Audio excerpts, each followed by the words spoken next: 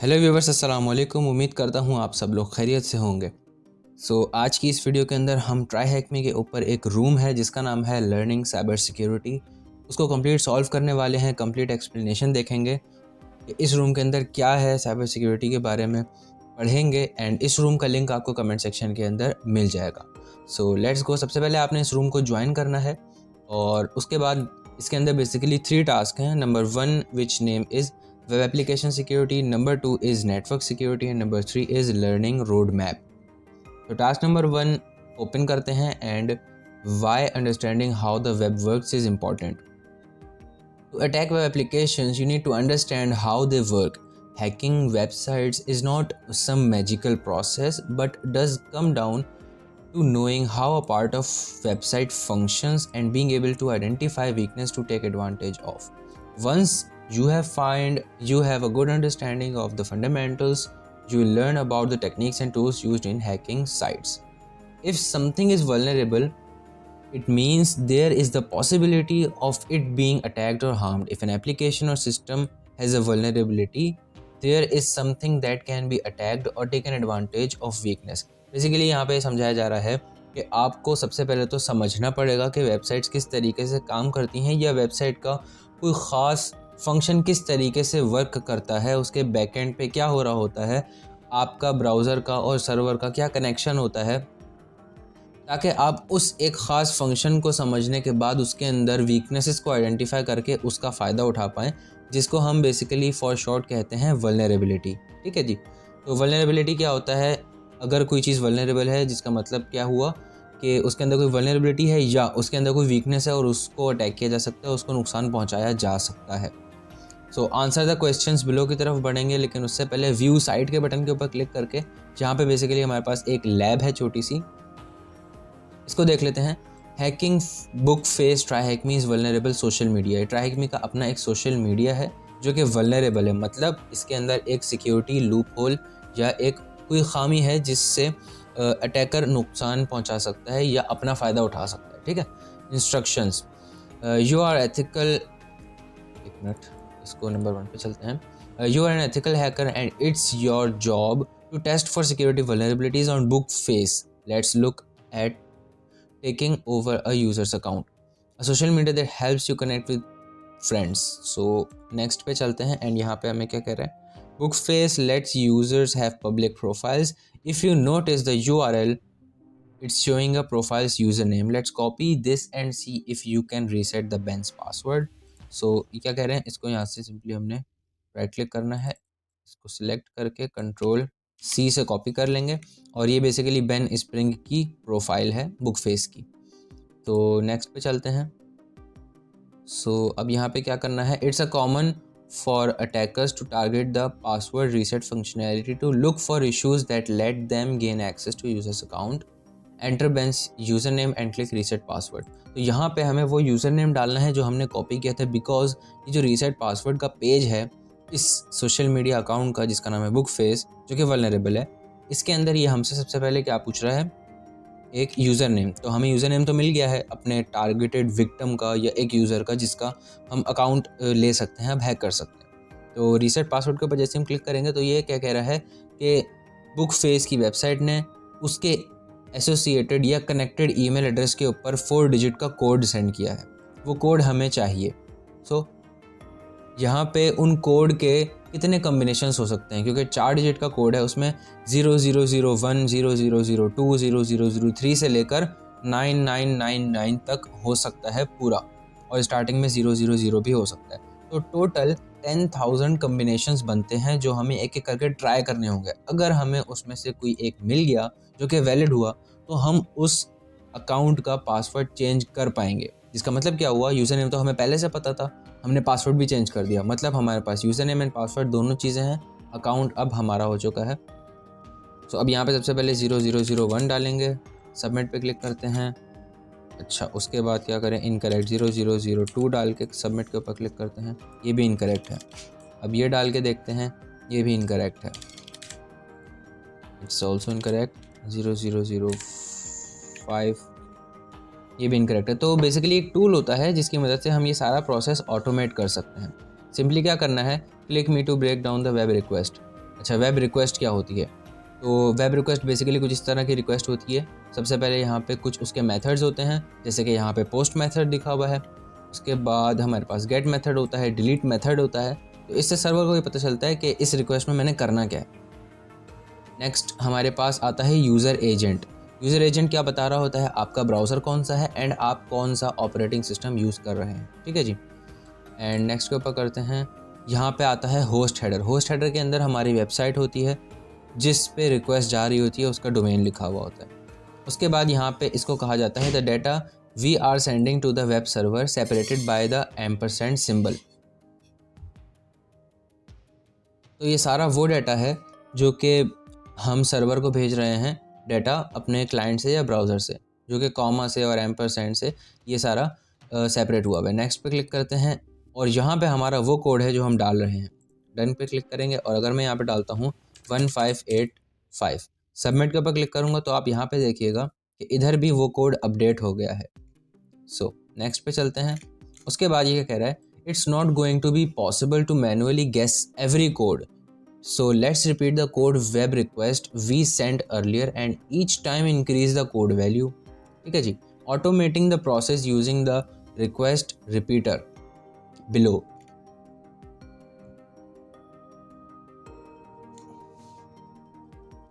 this process of trying different combinations until one is correct is called brute forcing, a common attack in cyber security। यहाँ पे हम क्या करेंगे, वो सारे पॉसिबल कोड के कम्बिनेशंस ट्राई करेंगे 0 से लेके 10,000 तक, मतलब 0000 से लेके 9999 तक, जितने भी पॉसिबल बन सकते हैं कॉम्बिनेशंस वो सारे ट्राई करेंगे। तो यहाँ पे वेब रिक्वेस्ट रिपीटर है, ये एक रिक्वेस्ट को बहुत ज़्यादा दफ़ा भेज सकता है। इसके अंदर मिनिमम कोड वैल्यू हम रखेंगे 0000 जो कि सबसे कम है, और जो एंड में आएगी वो आएगी 9999। तो हम क्या करेंगे, 000 से लेके 9999 के बीच में जितने भी कम्बिनेशंस आते हैं, जो कि बनते हैं टोटल 10,000 कम्बिनेशंस, उसको ब्रूट फोर्स करेंगे। जैसे ही ब्रूट फोर्स के बटन के ऊपर क्लिक करेंगे तो ये देखें इसने यहाँ पे इसको ब्रूट फोर्स किया और हमें जो सही कोड है वो मिल गया, वो है 0187। अब यहाँ पे हम न्यू पासवर्ड इसका एंटर कर सकते हैं। फर्स्ट करें, न्यू पासवर्ड में रखता हूँ HACKED123 एंड रीसेट पासवर्ड के ऊपर क्लिक करेंगे तो the password has been reset, password reset हो चुका है। ये हमें हमारा फ्लैग मिल गया है। अच्छा, सबसे पहले यहाँ पे हमसे क्या पूछा जा रहा है, click the green view site button above and learn how to hack Bookface, TryHackMe is vulnerable social media site। ये हमने कर लिया है। उसके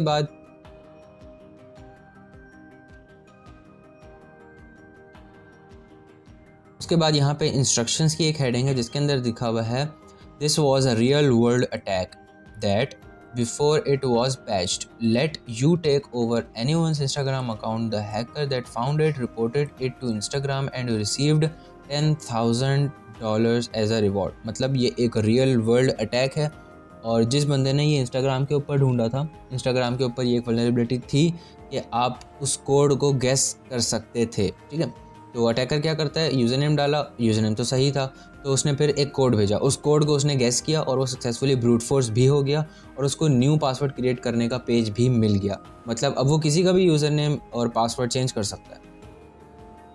It's important to understand how web applications work. Once you have a good understanding of the web, TryHackMe will teach you about new cyber attacks and tools used in the industry by penetration testers and security analysts. ये कह रहे हैं कि आपको web applications किस तरीके से work करती हैं उनको अंडरस्टैंड, उसको समझना ज़रूरी है। उसके बाद TryHackMe जो है आपको और भी advance tips, tricks, tools, attacks भी सिखाएगा जो पेनिट्रेशन टेस्टर्स या साइबर सिक्योरिटी एनालिस्ट्स यूज़ करते हैं। ठीक है, तो सबसे पहले हमें अपने यूज़र नेम डालना है। I think user name Ben spring था। सबमिट के ऊपर क्लिक करेंगे तो हमारा आंसर करेक्ट हो जाएगा। उसके बाद जो थर्ड क्वेश्चन है वो हमें अपना फ्लैग डालना है। कॉपी पेस्ट करके सबमिट के ऊपर क्लिक करेंगे, हमारा फ्लैग भी यहाँ पे पेस्ट हो चुका है। नेक्स्ट टास्क हमारा है task number 2 which named as network security.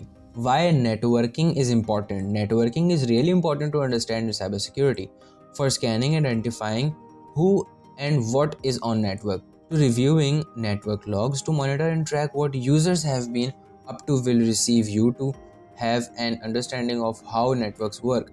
TryHackMe's complete beginner learning path will walk you through the networking concepts and give you enough knowledge to get started in your cybersecurity journey.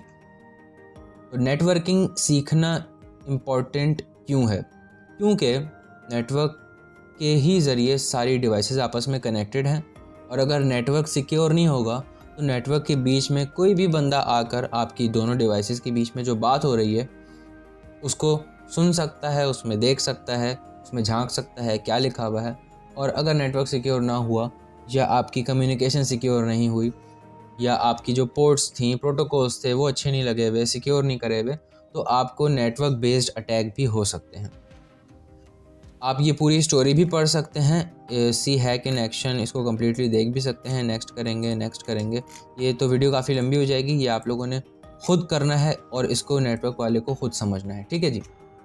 सो हम बढ़ते हैं answer the questions below वाले section की तरफ। Click the green view side button above and see how target was hacked on the right hand side. अच्छा, completed के ऊपर click करेंगे और एक मरतबा मैं आपको ये समझा भी देता हूँ कि ये किस तरीके से काम कर रहा है, ठीक है जी। बैक पे चलेंगे और यहाँ पे देखते हैं all on the same network. Next back. So all on the same network, the attack occurred as targets air conditioning units could be controlled remotely to monitor stores temperatures but were also connected to targets main store network। so basically एक air conditioner लगा हुआ था किसी company के अंदर, जैसे कि यहाँ पे उन्होंने एक फ़ोटो भी बनाई हुई है। एक एयर कंडीशनर लगा हुआ है यहाँ पे जो कि बाहर इंटरनेट से भी कनेक्टेड है, और जो कंपनी के अंदर टेम्परेचर को मॉनिटर करने वाली डिवाइसेस हैं उससे भी कनेक्टेड है, और इसके अलावा जो कंपनी के अंदर इंटरनल मशीन्स हैं उससे भी कनेक्टेड है। मतलब अगर इंटरनेट से कनेक्टेड है तो वहाँ बैठा हुआ है अटैकर, जिसके ज़रिए अटैकर एक्सेस कर सकता है आपके एयर कंडीशनिंग यूनिट को। और एयर कंडीशनिंग यूनिट आपके इंटरनल नेटवर्क से कनेक्टेड है, जिसका मतलब क्या हुआ कि एक पूरा रास्ता है अटैकर का आपके इंटरनल नेटवर्क तक। बस अटैकर ने क्या करना है, इस एयर कंडीशनर को किसी तरीके से या तो बाईपास करना है या यहाँ पे अपना बैकडोर क्रिएट करना है, जिसके ज़रिए वो आपके इंटरनल कंप्यूटर्स सिस्टम्स के अंदर घुस सकता है। This meant an attacker could compromise the smart air conditioning unit, जिसका मतलब क्या हुआ, वो एयर कंडीशनिंग यूनिट को कंप्रोमाइज कर सकता है, ठीक है।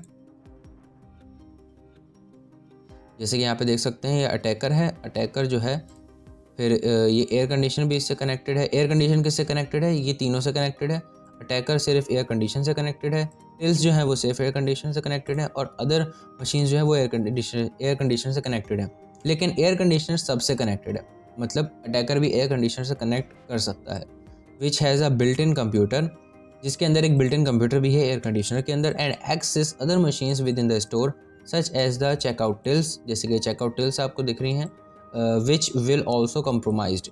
अब अटैकर क्या कर सकता है, एयर कंडीशनर के अंदर जो छोटा मिनी कंप्यूटर है, जो कि इसके अंदर बिल्ट इन कंप्यूटर होता है, आजकल के स्मार्ट एयर कंडीशनिंग यूनिट्स के अंदर आ रहा है, उसके अंदर एक मालवेयर इंस्टॉल कर देगा या उसके अंदर कोई बैकडोर बना देगा, और उसके बाद वो आपकी चेकआउट टिल्स को भी वहाँ से एक्सेस कर सकता है, और उसके बाद वो आपकी अदर मशीन्स को भी एक्सेस कर सकता है। via the aircon units to steal customers credit card information। अब चेकआउट टिल्स से अगर उसने कनेक्ट कर लिया तो यहाँ पे सारे यूजर्स की क्रेडिट कार्ड इन्फॉर्मेशन उसको मिल सकती है, जो कि उसके लिए काफ़ी ज़्यादा वैल्यूएबल होती है। A basic segmentation flaw, the air conditioning units were not directly owned by target, in fact they were owned by another third party company to help target monitor the store's temperature। if the network had been properly segmented to keep target's network and the air conditioning unit machines separate, the attack would not have been so severe। $300 million the amount it cost target data breach lawsuits, मतलब $300 million उसकी recovery में लगे थे, जो attack perform हुआ था कुछ इसी तरीके से नेटवर्क बेस्ड। उनका डाटा ब्रीच हो गया था, उसको रिकवर करने में उन्हें $300 मिलियन पे करने पड़े थे। तो ये इतना ख़तरनाक अटैक हो सकता है। Scarily target was even using $1.6 million malware detection tool which was also being used by CIA and Pentagon, but attackers managed to fool the detection by pretending to be legitimate computer network traffic। जो target था, जो hack हुआ था, जिनकी company hack हुई थी, यहाँ पे ये कह रहे हैं कि वो कंपनी एक $1.6 मिलियन का कोई मालवेयर डिटेक्शन टूल भी यूज़ कर रहे थे। जो कि पेंटागन और CIA जैसी बड़ी बड़ी एजेंसीज भी यूज़ करती हैं। But attackers manage to fool, attacker जो थे उन्होंने उसको बेवकूफ़ बना दिया किसी तरीके से कि वो एक लेजिटिमेट कंप्यूटर नेटवर्क के ट्रैफिक हैं। ठीक है, सो नेक्स्ट पे क्लिक करेंगे और learning networking is important, knowing the computer talk each other. यहाँ पे सारा वही बता रहे हैं कि किस तरह क्यों ज़रूरी है ये सारी कुछ चीज़ें करना आपने, क्योंकि नेटवर्क का ट्रैफिक आपने अगर अच्छी तरीके से मॉनिटर नहीं करा तो उसके अंदर अटैकर भी किसी न किसी तरह घुस सकता है और आपको पता भी नहीं चलेगा, अटैकर वहाँ से अटैक करके चला भी जाएगा। ठीक है, so here's how network is important. How much did the data breach cost Target, तो हमने क्या पढ़ा था, $300 मिलियन। सबमिट के बटन के ऊपर क्लिक करके इसको कंप्लीट कर लेंगे। एंड थर्ड टास्क हमारा है लर्निंग रोड मैप। तो बेसिकली सबसे पहले हमारा प्री सिक्योरिटी है, उसके बाद ऑफेंसिव पेन टेस्टिंग में भी आप जा सकते हैं एंड अगर आपका दिल चाहता है तो साइबर डिफेंस में भी जा सकते हैं।